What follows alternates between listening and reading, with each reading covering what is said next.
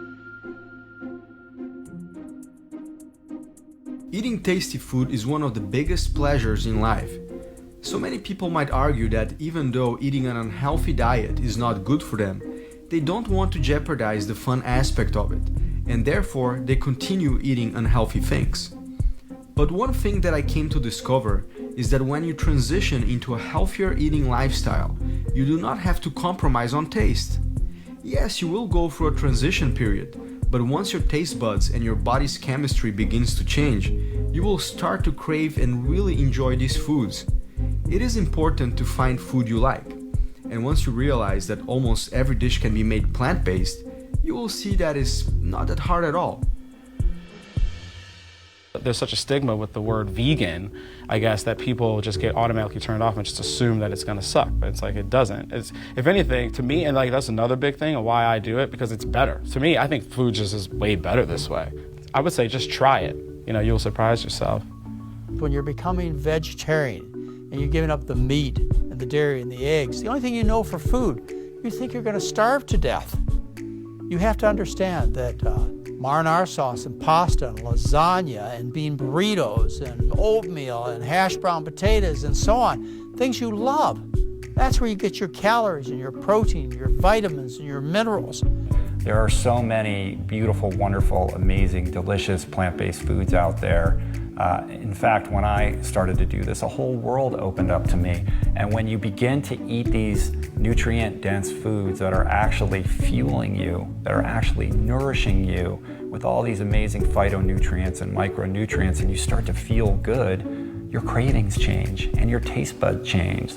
You know, that cheeseburger that you couldn't get out of your mind, suddenly you're not thinking about that anymore, and you're actually craving that kale smoothie. And that's something that happened to me that I would have never thought would have happened. People think that vegan food just tastes like crap, and that's not true. I think people think that being vegan might potentially be strange, that people are weird, that you have to be a hippie or you have to embrace wearing hemp clothes or something. You want to have a burger, you can have a burger. You want to have spaghetti and meatballs, you can have spaghetti and wheatballs. You want to have fries, you want to have chocolate mousse, you want to have pumpkin pie, you want to have stuffing, you want to have, you know, even hot dogs. So when you're looking at the idea of taking the leap into this way of eating and living, don't look at what you're going to be not eating.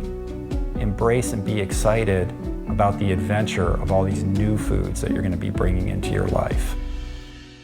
Eating healthy will not do you much good if you can't afford it, or if it leaves a big hole in your pocket.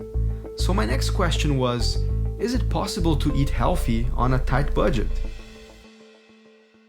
A common misconception is that a whole foods plant-based diet is very expensive.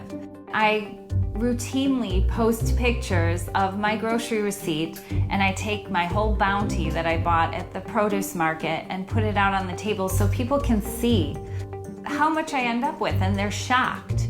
Whole grains that we buy in bulk are very inexpensive. You're gonna cut your grocery bills in half from a typical standard American diet. In the beginning, it might seem like a lot of effort, but in the long run, you're saving all this money for all the new clothes you're gonna have to buy for the new slim you that is produced from eating this whole foods plant-based diet. It's easy to go into those markets and say, there's no way that I can do this. But the truth of the matter is that it doesn't have to be expensive, it doesn't have to be inconvenient, it doesn't have to be difficult, it doesn't have to be time-consuming. And my experience is that it has actually simplified my life, and it's been cheaper than eating the other way around. At this point of my journey, I already had seen enough evidence about the benefits and safety of a plant-based diet for adults. But was this lifestyle also ideal and safe for children? Not only can children grow healthy on a plant-based diet, they'll grow healthiest on a plant-based diet. I mean, we have an epidemic of childhood obesity, and children raised plant-based actually grow taller by about an inch. They grow about an inch taller than median income, and most importantly, they grow less in a horizontal direction, right? They don't have the same problems with childhood obesity. So Dr. Benjamin Spock, the most esteemed pediatrician of all time, wrote one of the best-selling books in human history, recommended in his final edition, the 7th edition of his book before he died in his 90s, that all children should be raised with zero exposure to meat and dairy. And he did this because he saw what the older generations were dying from and wanted to get them off on a good start. I mean, the leading killers of our children will eventually be same thing: heart disease, cancer, stroke, COPD, diabetes, hypertension. These are diseases that can be prevented, in many cases arrested or even reversed with a healthy enough plant-based diet. As a new father, I wondered, how could I get my daughter to eat healthy, since getting her to eat anything at all can sometimes be a problem. There's so much junk being marketed to kids out there, and it is often difficult for parents to transition their children to healthier food options.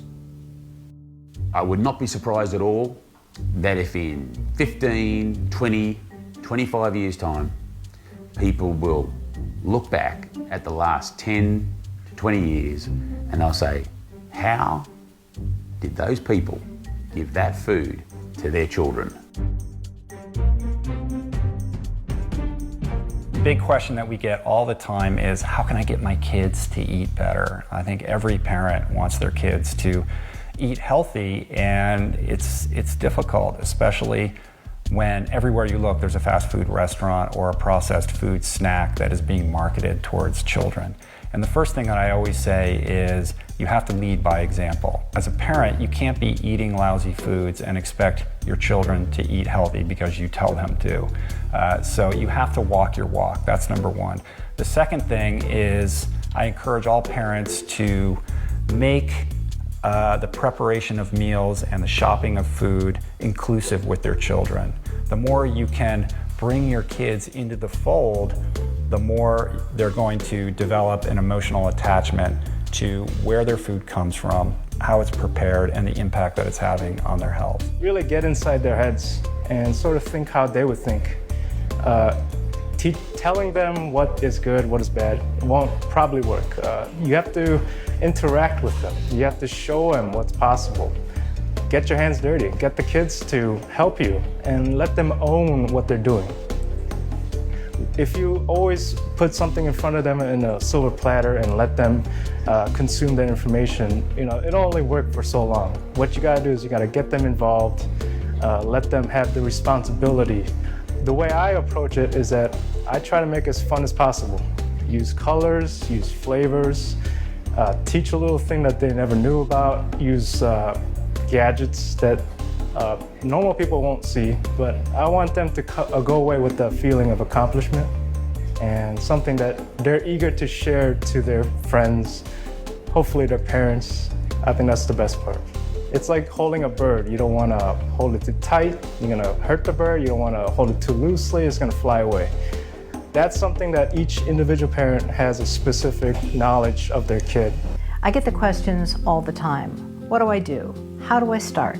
How do I tell my kids? Oh, they're going to be so disappointed that they're not having meat on their plates, that they're not having dairy. Try a vegan burger. It's basically the same thing. You just leave the meat out. That's great for kids, because why? You're going to put that burger on that bun. You're going to put all the fixins on that, whatever your kids like, and make it exactly the same. That's a great way to get started. I mean, I think with the younger generation, what's so exciting is that they get to start young. I mean, I'm not going to have any regrets, but it sort of bums me out a little bit that I'm just now discovering this in my 30s, because I wish I would have done this when I was younger, because just the thoughts of like the energy that I would have had in college. I think the other thing is to not have hard and fast rules with your children. You can't eat that, and you have to eat this, and instead respect them as independent, sentient beings who have the wherewithal to make conscious decisions for themselves. So at our home, we serve plant-based foods all the time. We don't have any animal products here. But when my 10-year-old daughter goes to a birthday party, she's surrounded by chicken McNuggets and birthday cake and all of that. And we don't say to her, you can't eat those foods. We say, have a great time at the birthday party and make the right choice for you. And that doesn't mean that she always makes the right choice. That way, you are empowering them. This is a lifetime we're talking about. This is a long road ahead. So it's about getting your children to think consciously about their own choices, so that when they reach the age of maturity, they are informed and educated and prepared to be responsible stewards of the planet and responsible stewards of their own bodies. I could not make a film about food choices and not explore the topic of organic versus non-organic. It seems that everybody is obsessed with those words and is becoming increasingly averse to foods that don't carry an organic label. Others fear that consuming more plant-based foods might be damaging to their health due to the increase of pesticides in those foods. But should this really be our biggest concern? Fear of pesticides should never keep anyone from maximizing their fruit and vegetable intake. There's been like kind of computer modeling studies that suggest that, so for example, if half of Americans ate a single more serving of fruits and vegetables a day, we'd prevent 20,000 cancer deaths every year. Just half of people, just one more serving, 20,000 people would not have died from cancer, who would normally have died if they hadn't done that. So that's how powerful fruits and vegetables are. But because these were conventional, pesticide-laden fruits and vegetables, they estimate that the extra pesticide burden from all those extra fruits and vegetables would cause 10 extra cancer deaths. So in all, it would only prevent 19,990 cancer deaths. That's what we're looking at. You get this tremendous benefit, and then a tiny bump in risk. So okay, great, choose organic whenever you can. Why accept any risk? Why not get all benefit? Sure, but we should never let concern about pesticides in any way dissuade us from stuffing our face with as many healthy fruits and vegetables as possible. If you're eating meat, you're eating commercial meat, and you're worried about switching to plant-based diet and worried about the pesticides on the produce, you're being ridiculous, because you're getting a fraction of the pesticides by eating the vegetable that you can mostly wash it off. Remember, you can soak your vegetables and use a wash to get pesticide residue off. You cannot wash the pesticide off of the hamburger meat you're about to prepare. I encourage people just to go ahead and buy whatever produce they can afford, whatever produce looks the freshest that week in the grocery store, and whatever's on sale. So that's where they're gonna save money, is not worrying about, I have to buy organic bell peppers and they cost me $4 each. That's not a sustainable lifestyle.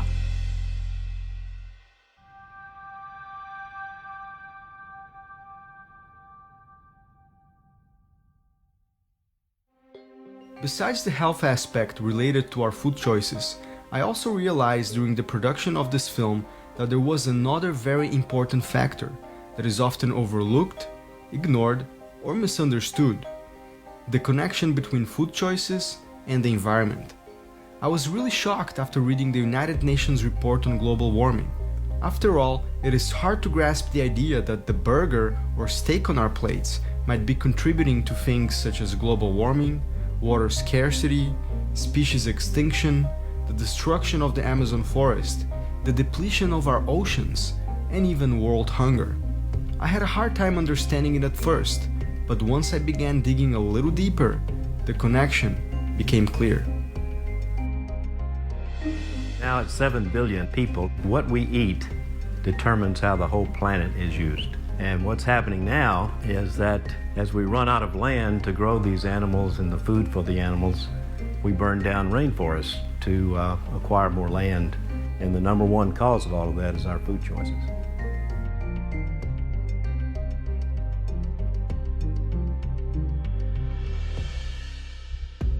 It's expected to have a 40% shortage in freshwater supplies by the year 2030. We have, again, irreversible loss of biodiversity, ecosystems, and extinction of species faster than we've ever seen before for the past 65 million years. We have a world hunger issue with a little less than 1 billion people on Earth suffering from hunger, with about 350 children dying from hunger each hour. You might be asking yourself, how is all that possible? And I had the same questions, because in fact, many of these issues are not only related to our food choices. Many are very complex problems with several social, political, economic, and cultural variables. But here are some intriguing facts. 70% of our arable land is used to grow crops for animals and not humans. It takes on average 2,400 gallons of water and 12 pounds of grain to make 1 pound of beef. 5 million acres of rainforest are destroyed every year so companies can graze animals and grow food for these animals. The excrements of 80 billion land animals killed every year for food are not treated and go back into our water basins and our oceans, creating a lot of pollution. And these are just a few examples. So when you consider these facts, it all begins to fall into place.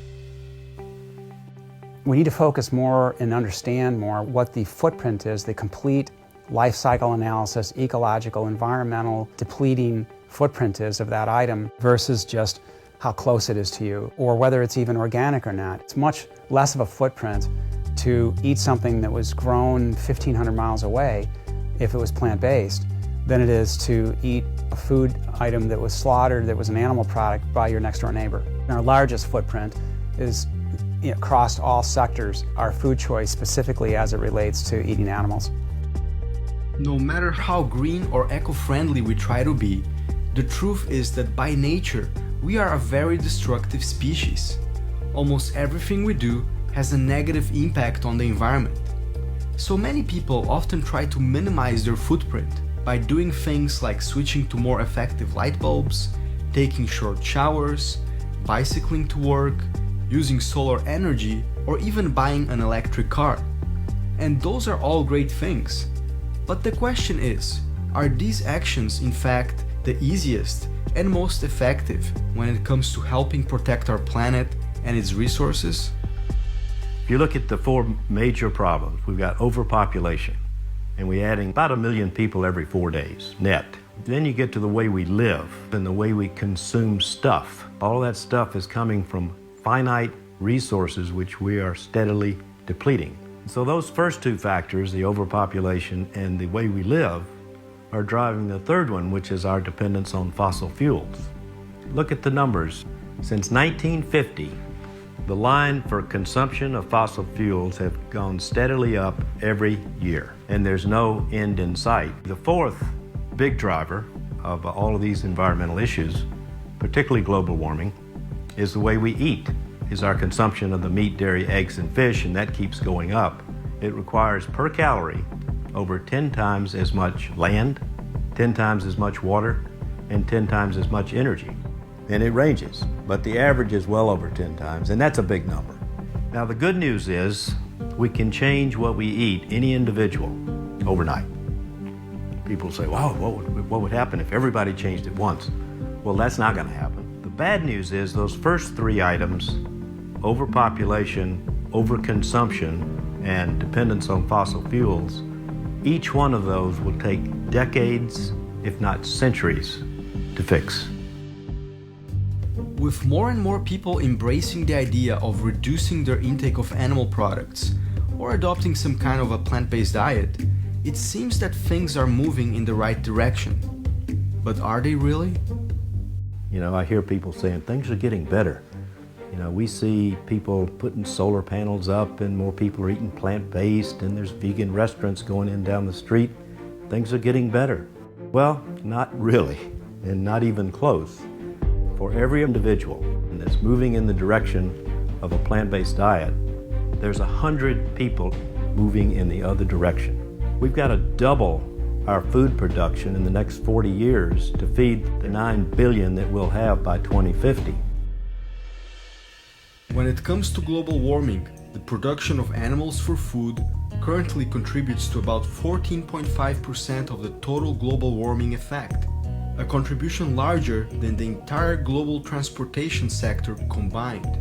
Livestock amounts to 53% of nitrous oxide emissions, 44% of methane gas, and 5% of the total carbon dioxide released in our atmosphere.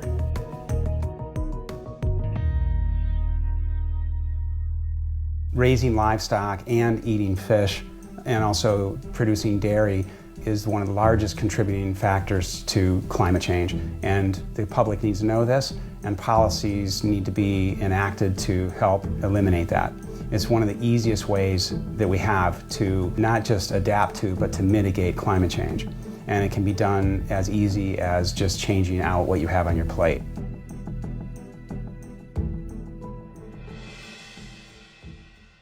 Organic grass-fed beef seems to be the new trend, and the idea sounds really appealing. Cows that live off grass, don't take any antibiotics, and therefore supposedly provide a healthier food source for us when compared to factory-farmed animals. But is there a catch?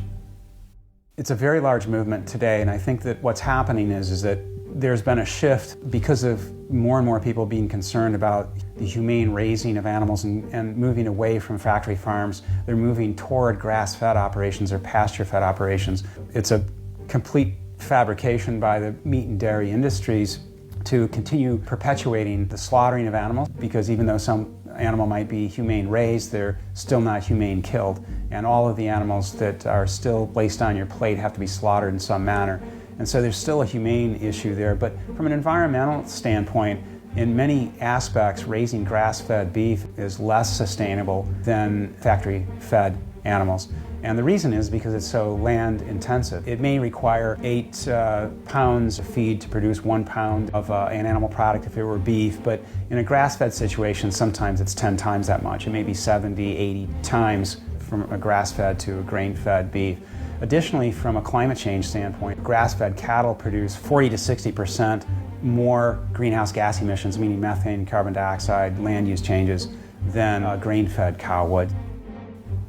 Another thing often taken for granted is the depletion of our oceans. We often think of fish as a never-ending, self-replenishing food source, but the truth seems to be quite different. Over 90% of all the big fish in the oceans are already gone. 80% of commercial fisheries are overexploited or depleted. The fishing fleets are chasing the last of the fish and have to travel further and further away from the land and deeper into the ocean to catch them. I've seen illegal fishing in Antarctica, and that's as far away from land as you can get. When someone sits down at a table to eat fish or seafood on their plate, what they're really doing is they're eating a target fish that's becoming depleted to the point of near extinction. But they're also eating baggage comes with it, and typically it requires about 5 to 20 times more other seafood as bykill. And bykill is the term that relates to all those other sea life living in the ocean that are killed in the process of trying to get that target fish to your plate. Whether it's with purse seine type of fishing method or long line or bottom trawling or middle trawling, our oceans are expected to be completely devoid of all fish that we recognize commercially today by the year 2048. The oceans are dying and nobody wants to know about it. And if the oceans die, we die. It's as simple as that.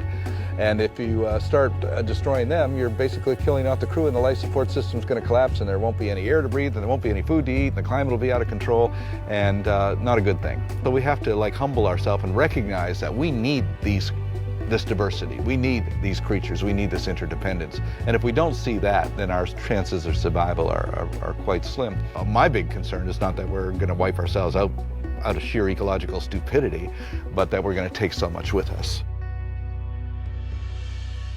So much confusion and so much debate that it just boggles my mind that we can't think like third graders and say, why not just address the number one cause here? You know, we got 10 holes in the boat.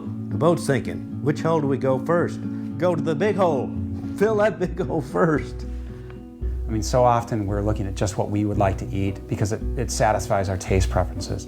Well, we're at a point in time, in order to save humanity, essentially save our species, which is not an overstatement at all, we need to start looking outside of self and start looking at how our choices are fully affecting those around us, those species that we share this planet with, and especially future generations. A couple years back, I saw a documentary called Earthlings that exposed the conditions in which farm animals are slaughtered. It made a big impact on me. I knew that animals got killed for food, but seeing how it actually happened and seeing the suffering, pain, and terror that these animals go through put things into a new perspective for me. I was already eating mostly plant-based foods at a time, but after seeing those images, I decided I could not contribute to the killing of innocent animals any longer. So I became a 100% plant eater. I was not in a position to judge anybody. After all, I ate animals for over 30 years of my life.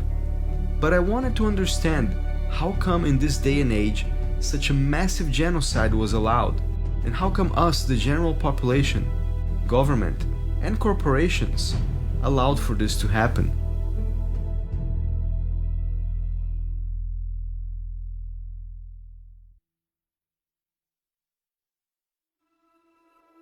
We love some animals and eat others because we have been born into an invisible belief system that conditions us to compartmentalize when it comes to animals. It conditions us to think of certain animals as edible and other animals as inedible. And the invisible belief system that conditions us to eat certain animals is what I call carnism. One way carnism remains invisible is by remaining unnamed. If we don't name it, we can't even think about it, so we can't question it. When we don't see something, obviously, it becomes much easier to maintain this mythology that there is no problem, there is no atrocity. This is not just something to eat. This is fuel for love, joy, work, action. This is life.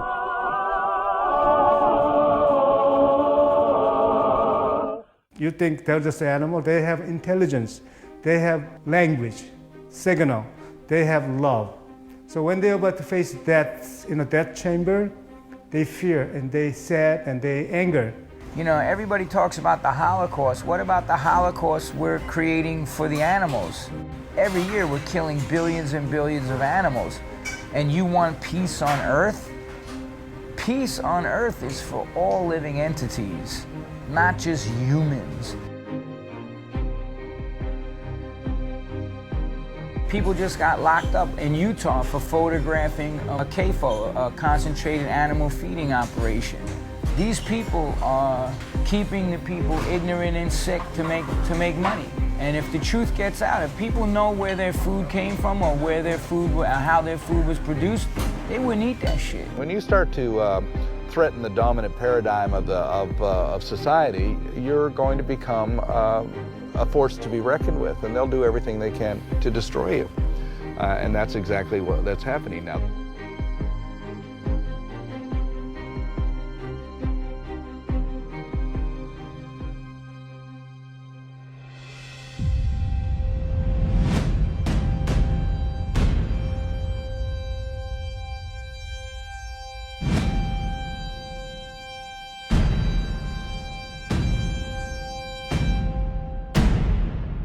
There are still people who will see that and they'll be resistant. I mean, I was one of those people. You know, I grew up in Texas eating beef all the time, and I loved animals. I always loved the companion animals I grew up with, and you know, I never really thought much. I thought I was eating healthy. So I think a lot of the resistance that people feel is because we're so conditioned to eat these things all the time. We've been conditioned from a very young age. And even if we make the intellectual connection, even if we say, yes, I'm eating a cow, we still don't make the emotional connection, because if we did, we would feel the empathy that would cause us to feel disgusted rather than appetized. I couldn't pretend anymore that was eating that chunk of chicken breast was the same as the broccoli next to it. It just didn't, I couldn't fake it to myself anymore. And there's a reason why, you know, slaughterhouses and feedlots are not located in densely populated areas. It's not for lack of space, it's because people don't want us to see it. And then those animals go on a long journey to the slaughterhouse at night usually. So we don't see a lot of that, and that's by design.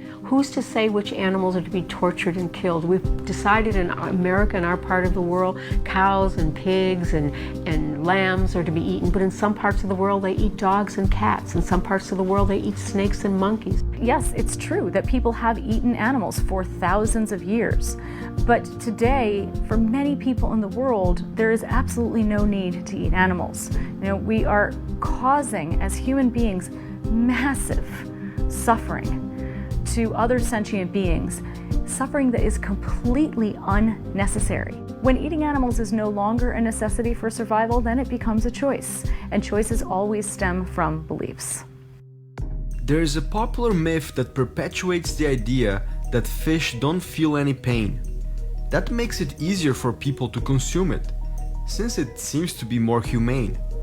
But is it really true? Fish have proprioception, they have feelings, and so there are a number of researchers that would tell you very clearly that it's a very uncompassionate way to eat. You're slaughtering between 1 and 3 trillion fish per year, and all of those fish have sensory reception, they all have feelings. The industries depend on keeping these facts out of our consciousness. So for example, we learn to resist taking in information from those who may help us begin to question carnism. If you shoot the messenger, you don't have to take seriously the implications of their message. So we need to educate our children the true meaning of what these animals really are by showing and by awareness about life of the pig or chicken is very much same as life of cat and dog.